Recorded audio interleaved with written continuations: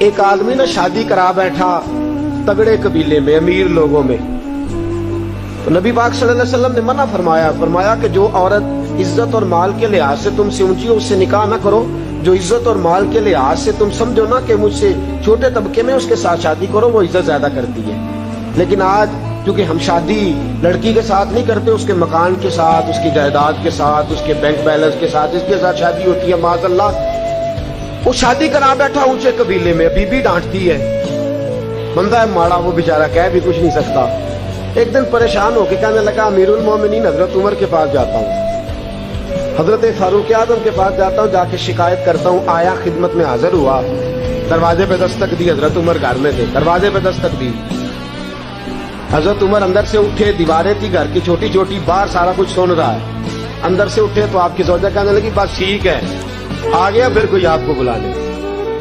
آپ گھر میں نہ ٹکیے گا، ساری رات نقاب پہن کے مدینے کی گلیاں میں گھوما کرو، اور دن چڑھے تو آپ کو گھر میں رہنے کوئی نہیں دیتا. آپ نے تو بالکل گھر کا خیال کرنا ہی چھوڑ دیا ہے. مجھے تو سمجھ نہیں آتی کہ ساری ذمہ داریاں مجھ پہ ڈال دی ہیں. کچھ خیال ہونا چاہیے، کچھ آپ کو احساس ہونا چاہیے. حضرت عمر چپ کر کے سن رہے ہیں. اب وہ بھی بندہ باہر کھڑا سن رہا ہے. کافی دیر گزر گئی تو حضرت عمر کہنے لگے اگر تیری بات ختم ہو گئی ہے تو میں جاؤں.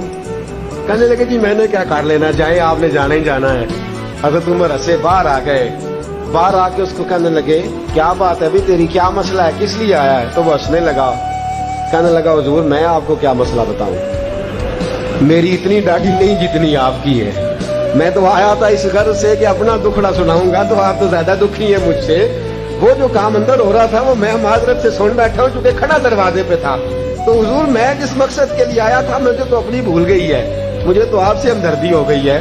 حضرت فاروق اعظم مسکرائے اور جو جملہ ارشاد فرمایا وہ بڑا قیمتی.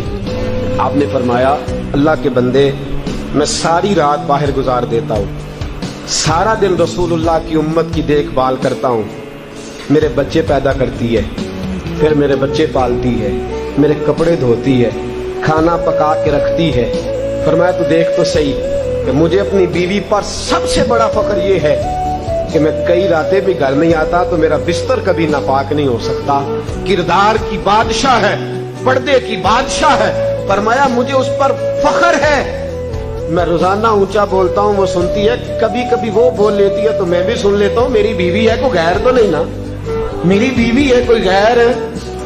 روز میں اونچا بولتا ہوں تو سنتی ہے، تو کبھی کبھی سن لینا چاہیے. کب؟ کبھی کبھی لڑائی نہیں ہوگی انشاءاللہ. اگر آپ کبھی کبھی سننے کا پروگرام بنائیں گے نا تو لڑائی. میرا عورتوں کو مشورہ ہے کہ جب خامد جلال میں ہو تو چپ کر جائیں. ہمارے استاد گرامی ہمیں ایک چٹکلا سنایا کرتے تھے، کہتے تھے ایک بی بی کسی بزرگ کے پاس گئی، کہنے لگی حضرت جی خامد بڑی لڑائی کرتا ہے، جب آتا ہے گھر میں فساد شروع ہو جاتا ہے، کوئی تعویذ دے دے. تو انہوں نے ایک تعویذ اس کو بنا کے دیا. کہنے لگے جب وہ گھر آئے تو دانتوں کے نیچے دبا لینا، دانتوں کے نیچے دبا کے رکھنا، کھولنا نہیں. 1 مہینے کے بعد آئی، کہنے لگی حضور آپ کے تعویذ میں بڑا کمال ہے، میرے گھر کی تو لڑائی ختم ہو گئی.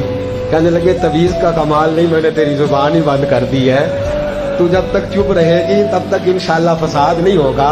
تو یہی بات یاد رکھیے گا دوستو کہ جب عورت بول رہی ہو تو آپ بھی کبھی کبھی تھوڑا سا زبان کو، کیونکہ اس لیے کہ آپ مقابلہ کریں گے تو بات آگے بڑھے گی نا. کبھی یہ تو نہیں نہ ہو سکتا کہ جب مقابلے کے فریق ہوں، مقابلے کے، ہن لباس لکم وانتم لباس لہم، وہ تیرا لباس ہے تو ان کا جب مقابلہ ہوگا تو کون اپنی بات سے پیچھے ہٹے گا. کرنے کا کام یہ ہے کہ جب بیوی کبھی جلال میں آ جائے، کبھی غصے میں آ جائے، اور اگر آپ یہ سمجھے کہ ٹھیک غصے میں ہے، اس طرح حضرت عمر کی بیوی غصے میں ہے تو غصہ ان کا درست ہے کہ آپ کو مجھے وقت دینا چاہیے، دیتے نہیں. اگر کبھی جائز غصہ ہو تو ہمیں بیوی کا غصہ بھی سن لینا چاہیے، اور خاوند غصے میں ہو تو بیوی کو بھی کہنا چاہیے کہ ذرا تھوڑی دیر وہ اپنے اوپر کنٹرول رکھے. اگر ایک فریق چپ کر جائے گا تو فساد ختم ہو جائے گا، اگر مقابلہ رہے گا تو پھر معاملہ ٹھیک ہے.